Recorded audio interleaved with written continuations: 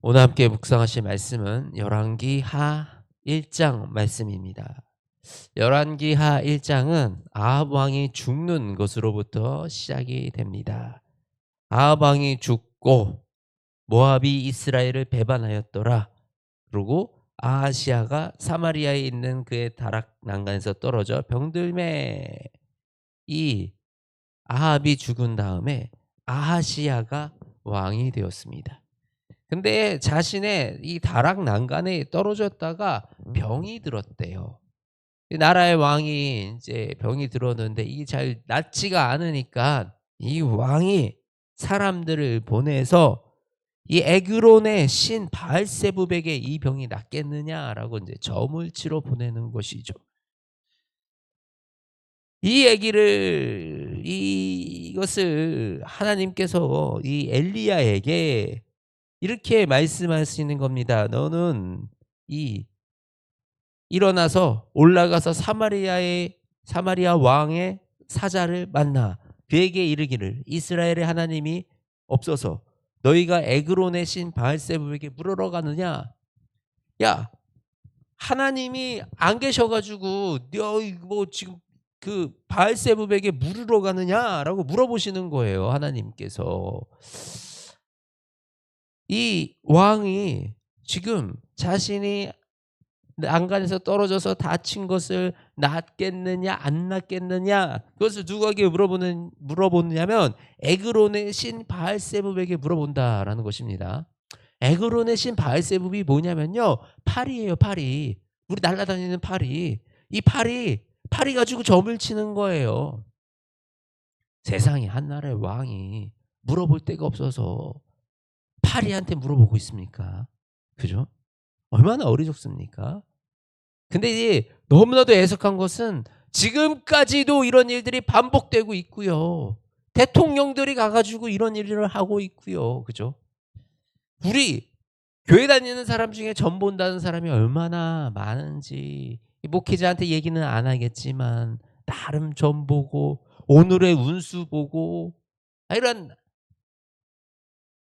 어리석은, 우리는 살아계신 하나님이 우리와 함께 하시며 그 하나님이 우리 가운데 역사하시는데 그 하나님에게 묻지 아니하고 엉뚱한 거에서 기대하고 엉뚱한 거에서 자꾸 찾고 내가 세운 우상들을 통해서 내가 세운 어떤 이런 것들을 통해서 이거를 해결하려고 하는 그렇게 어리석은 모습을 우리가 보인다라는 것입니다.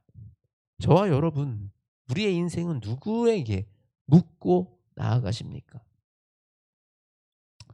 제가 이 20대 때 이 직장 초년생의 친구들에게 항상 물어보면 얘기를 하면 제가 직장 1-2년 차 선배들한테 뭐 업무적인 것만 배우지 그들에게 미래를 묻지 말라 그럽니다.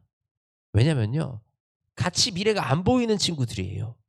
그래서 직장 1-2년 차의 입에는 무엇이 붙어 있냐면 이 직장에 대한 불만, 사회에 대한 부정적인 거 안 돼. 이런 얘기들밖에 안 해요.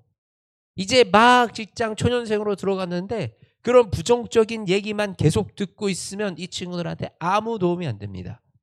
실무적인 거, 업무적인 거는 물어보고 내가 배우고 해야 되겠지만 미래적인 거, 이 일의 가능성과 내가 어떻게 나아가야 할지는 그들에게 물어볼 것이 아니라 그 분야에서 성공한 사람에게 물어보라고 합니다.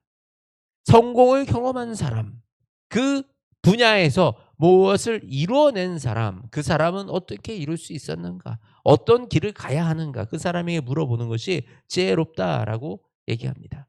이처럼 누구에게 묻느냐에 따라서 나의 미래와 나의 인생이 바뀔 수가 있습니다.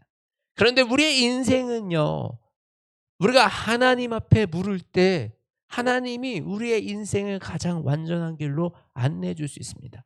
사실 우리도 마찬가지예요. 우리 인간이라는 존재, 사람이라는 존재는 기껏 살아봐야 100년이에요. 사실 우리는 영원을 알 수가 없어요. 어리석은 존재들이다라는 것입니다. 마치 우리가 많은 것을 알고 굉장히 지혜롭고 똑똑한 존재들처럼 그렇게 살아가지만 사실 우리 가운데는 굉장한 어리석음이 있고 우리가 지은 것을 우리가 스스로 파괴시키며 하나님이 우리에게 복 주신 것을 스스로 무너뜨리는 그런 존재들이다라는 것이에요. 그래서 우리가 누구에게 묻고 살아가야 되겠습니까? 우리는 우리의 인생을 누구를 의지하여 살아가야 됩니까? 바로 이것이 믿음입니다. 내 안에 주님을 왕으로 모신다는 것은 내가 주님께 묻고 주님께 의지하여 주님께 상담하며 하나님의 말씀하시는 대로 순종하여 나아가는 것, 이것이 우리의 믿음의 길이다라는 것입니다. 이 왕이 이제는 다시 침상에서 내려오지 못하겠다라고 얘기를 하는 이 말을 들은 사자가 왕에게 고하니 왕이 군인들을 보내요. 군인 50명을 보내서 엘리야 데리고 와. 어떤 의도였을까? 근데 그 50명이 엘리야 앞에 갔는데 다 이 불이 내려서 50명은 살을 질렀다라고 기록이 돼 있어요. 또 50명을 또 보냅니다. 근데 또 불이 내려서 50명을 살을 질렀다. 근데 세 번째 50명이 갑니다. 근데 그때 엘리야가 이 군인들과 함께 왕 앞으로 나아갑니다. 우리는 여기서 이 묻는 태도를 조금 살펴보려고 합니다. 앞서 두 번 이 엘리야를 부르던 군인들의 태도는 이러했습니다. 하나님의 사람이여, 왕이 말씀이 속히 내려오라 하셨나이다. 하나님의 사람이여, 왕의 말씀이 당신이 속히 내려오라 하셨나이다. 무엇이에요? 분명히 하나님의 사람이라는 걸 인정하면서도 왕의 명령을 따르라.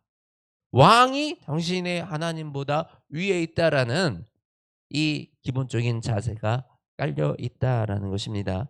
그런데 세 번째 군인이 왔을 때 그들은 이렇게 구합니다. 하나님의 사람이여, 원하건대 나의 생명과 당신의 종인 이 50명의 생명을 당신은 귀히 보소서. 엎드려서 무릎 꿇고 간구했다라고 이 기록이 되어 있습니다. 어떤 모습입니까? 굉장히 겸손하게, 우리도 불에 사르질까 봐 두려움으로, 그리고 조심스럽게 간구함으로. 우리가 하나님 앞에서 간구해야 될 태도가 바로 이런 태도입니다. 하나님, 내가 기도했는데 왜 안 들어주세요? 이런 태도가 아니라요. 우리가 하나님 앞에서 두려움으로, 겸손함으로 하나님의 뜻을 먼저 구하고, 우리를 긍휼히 여겨주세요. 우리를 안타깝게 살펴봐 주세요.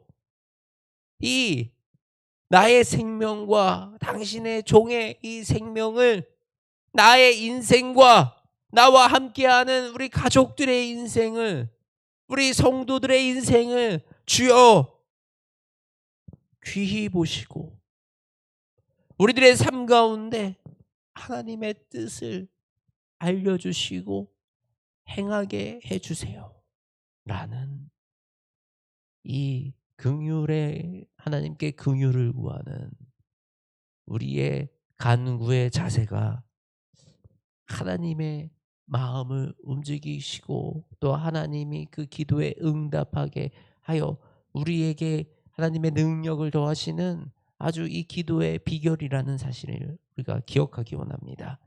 어떤 태도와 어떤 자세로 하나님을 부르는가?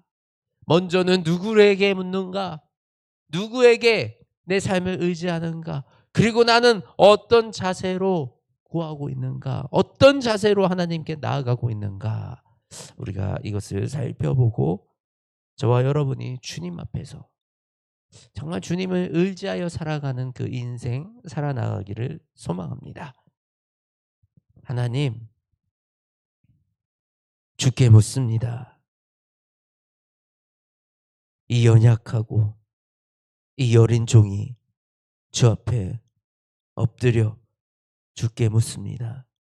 하나님, 우리를 긍휼히 여기시며 아버지, 우리의 삶 가운데 하나님의 은혜를 부어 주시옵소서. 하나님, 우리는 우리의 혼자 힘으로 이 땅을 살아갈 수가 없습니다. 하나님, 우리는 우리의 힘으로 하나님 이 세상 가운데 중심을 잡을 수가 없습니다. 선악을 구별할 수 없습니다. 주여 긍휼히 여겨 주시옵소서. 하나님, 우리를 긍휼히 여겨 주시어서 우리의 삶 가운데 하나님이 중심되어 주시고 하나님의 뜻이 우리의 뜻이 되게 하시며 하나님의 마음이 우리의 마음 되게 하시옵소서. 아버지, 이 광야와 같은 세상, 아버지, 이 폭풍치는 파도와 같은, 파도 위의 바다와 같은 아버지 이 상황 가운데 하나님 우리를 걷게 하시고 이 광야에서 주님을 통하여 아버지 우리가 길을 찾아가게 하여 주시옵소서. 하나님께 묻기 원합니다. 우리 사랑하는 주의 자녀들이 하나님께 물을 때 하나님 응답하여 주시고 아버지 그 기도에 응답하여 주시어서 아버지 우리 주의 자녀들이 가야 할 길과 살아야 할 인생, 우리가 한 걸음 한 걸음 나아가야 하는 그 길 가운데 우리가 마땅히 해야 할 일을 알게 하시며 그곳에서 이루고자 하시는 하나님의 뜻을 분별하여 알게 하시며 우리가 그 길을 걷는 그 한 걸음 한 걸음을 통하여 아버지의 나라와 아버지의 뜻이 이루어지게 하여 주시옵소서. 주님만 의지하여 살아갑니다. 하나님만 의지하여 나아가기를 원하오니 주여 우리의 손을 붙잡아 주시고 우리를 온전한 하나님의 그 사랑 가운데 거하게 하여 주시옵소서. 사랑과 은혜의 하나님 언제나 우리와 동행하여 주시옵소서. 우리 주 예수 그리스도의 이름으로 기도드립니다. 아멘.